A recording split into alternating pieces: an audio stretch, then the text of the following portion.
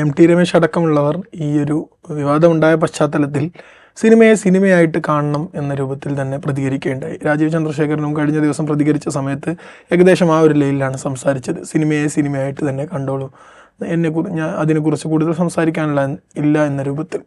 സിനിമയെ സിനിമയായിട്ട് കാണണം എന്ന് പറയുന്ന BJPയുടെ ഒരു വിഭാഗം ആളുകൾ അതേ സമയത്ത് തന്നെ ഈ കശ്മീർ ഫയൽസ് അടക്കമുള്ള, കേരള സ്റ്റോറി അടക്കമുള്ള, റീസെൻ്റ്ലി ചാവ അടക്കമുള്ള സിനിമകൾ ഇങ്ങനെ പ്രൊപ്പഗണ്ട സിനിമകളെക്കുറിച്ച് അതിനെ നന്നായി പ്രൊമോട്ട് ചെയ്യുകയും ചെയ്യുന്നു. ഈ എമ്പുരാൻ സിനിമ ഒരു പ്രൊപ്പഗണ്ട സിനിമയാണ് എന്ന രൂപത്തിൽ പോലും പറയുന്നുണ്ട്. ഇങ്ങനെ പ്രൊപ്പഗണ്ട സിനിമ ആണ് എന്ന് വിമർശിക്കാനുള്ള അർഹത BJPക്ക് എത്രത്തോളം ഉണ്ട്?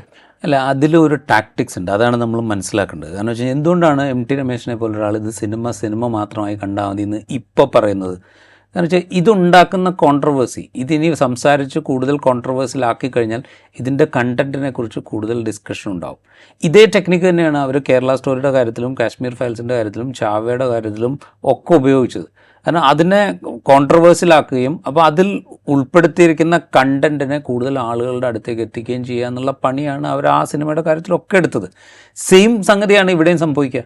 ഇത് അവർ കോൺട്രവേഴ്സി ആക്കി കൊണ്ടുവന്നു കഴിഞ്ഞാൽ, ഇപ്പോൾ സംഘപരിവാർ ഹാൻഡിലുകൾ ഇതിനെതിരെ ഹേറ്റ് ക്യാമ്പയിൻ തുടങ്ങിക്കഴിഞ്ഞു, അത് ഇനിയും തുടരുകയും വീണ്ടും ഇത് വലിയ ചർച്ചാ വിഷയമാകുകയൊക്കെ ചെയ്തു കഴിഞ്ഞാൽ ഈ സിനിമയുടെ ഈ പാർട്ട്, അതായത് ഈ ഗോദ്ര മുതൽ ഗുജറാത്ത് വംശഹത്യാ ശ്രമം വരെയുള്ള പൊളിറ്റിക്കൽ ക്യാപിറ്റലായി ഉപയോഗിക്കപ്പെട്ട സംഗതിയെക്കുറിച്ച് പരാമർശിക്കുന്ന ഭാഗം, അത് വലിയ ശ്രദ്ധയിലേക്ക് വീണ്ടും വീണ്ടും വരികയാണ് ചെയ്യുക.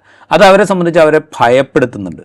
അങ്ങനെ അവർ ഭയക്കണമെങ്കിൽ ഇതിൽ പറയുന്നത് വസ്തുതയാണ്, അല്ലെങ്കിൽ വസ്തുതയോട് ചേർന്ന് നിൽക്കുന്ന കാര്യങ്ങളാണ് എന്ന് നമ്മൾ മനസ്സിലാക്കണം. ആ ഭയത്തിൻ്റെ അടിസ്ഥാനത്തിലാണ് ഇപ്പോൾ വളരെ സേഫായിട്ട് സിനിമയായിട്ട് കണ്ടാൽ മതി, നമ്മൾ അതിനെക്കുറിച്ച് കൂടുതലൊന്നും സംസാരിക്കേണ്ട കാര്യമില്ല, അതിനെക്കുറിച്ച് കൂടുതലൊന്നും എഴുതേണ്ട കാര്യമില്ല, നിങ്ങൾ പരസ്യ വിമർശനം നിർത്തണം എന്നൊക്കെ പറയുന്നത്.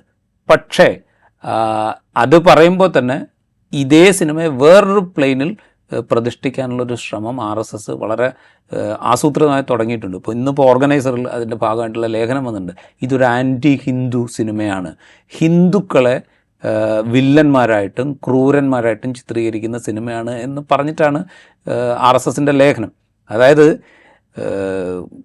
ഗോദ്ര സംഭവത്തിലോ അല്ലെങ്കിൽ ഗുജറാത്ത് വംശഹത്യാ ശ്രമത്തിലോ അല്ലെങ്കിൽ മറ്റേതെങ്കിലും കലാപങ്ങളിലോ, ആസൂത്രിതമായി സൃഷ്ടിക്കപ്പെട്ട കലാപങ്ങളിലോ ഒക്കെ ഉണ്ടായിരുന്നത് ഒന്നുകിൽ സംഘപരിവാറുമായി ബന്ധപ്പെട്ട ആളുകൾ അല്ലെങ്കിൽ ഹിന്ദുത്വവാദികൾ, അവരാണ്, അല്ലാതെ രാജ്യത്തെ ഹിന്ദുക്കളല്ല. ഹിന്ദുക്കൾ എന്ന പൊതു ഇതിൽ പെടുന്ന ആളുകളല്ലല്ലോ, ഹിന്ദുത്വവാദികളാണ് അല്ലെങ്കിൽ ബജ്രംഗ് ദളുകാരാണ്. അപ്പോൾ അവർക്കെതിരായ സിനിമയല്ല ഇത് മൊത്തം ഹിന്ദുക്കൾക്കെതിരായ സിനിമയാണ്.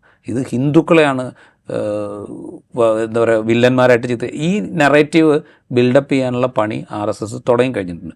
വളരെ കൃത്യമായിട്ട്, വളരെ ആ ലേഖനം വായിച്ചാൽ നമുക്ക് കൃത്യമായിട്ട് മനസ്സിലാവും എങ്ങനെയാണ് അതിനുള്ള സിസ്റ്റമാറ്റിക് ആയിട്ടുള്ള ശ്രമം നടക്കുന്നതെന്ന്. അതിനുള്ള ശ്രമം തുടങ്ങിക്കഴിഞ്ഞിട്ടുണ്ട്. അതുപോലെ ഇതിൽ അഭിനയിച്ച് ഇത് സംവിധാനം ചെയ്ത വ്യക്തി, ഇതിൻ്റെ മുഖ്യ വേഷം ചെയ്ത മോഹൻലാൽ, ഇങ്ങനെ പല ആളുകളുടെയും റോളുകളെക്കുറിച്ച് വളരെ കൃത്യമായി പറഞ്ഞുകൊണ്ട് എന്താണ് മോഹൻലാൽ നേരത്തെ ചെയ്തത്, മോഹൻലാലിൻ്റെ ഫാൻ ബേസ് ഏതാണ്, ആ ഫാൻ ബേസിനെ മോഹൻലാൽ ഇല്ലാതാക്കിയിരിക്കുന്നു, മോഹൻലാലും പൃഥ്വിരാജ് സുകുമാരനും നിലനിൽക്കുന്ന ഒരു ഫോൾസ് പ്രൊപ്പഗാൻഡയുടെ ഭാഗമാകുകയാണ്, ഹിന്ദുക്കളെ വില്ലന്മാരായി ചിത്രീകരിക്കാനുള്ള പ്രൊപ്പഗാൻഡയുടെ ഭാഗമാകുകയാണ് എന്നൊക്കെ വളരെ വൃത്തിയായിട്ട് എഴുതി വെച്ചിട്ടുണ്ട്. കാരണം വെച്ചാൽ ഇവരെ ഭയപ്പെടുത്തുക എന്നുള്ള ഉദ്ദേശം കൂടെ അതിനകത്തുണ്ട്. ഇനി മേലാൽ ഈ പണിക്കിറങ്ങരുത് എന്നാണ് മോഹൻലാലിനോടെങ്കിലും ഓർഗനൈസർ പറയുന്നത്.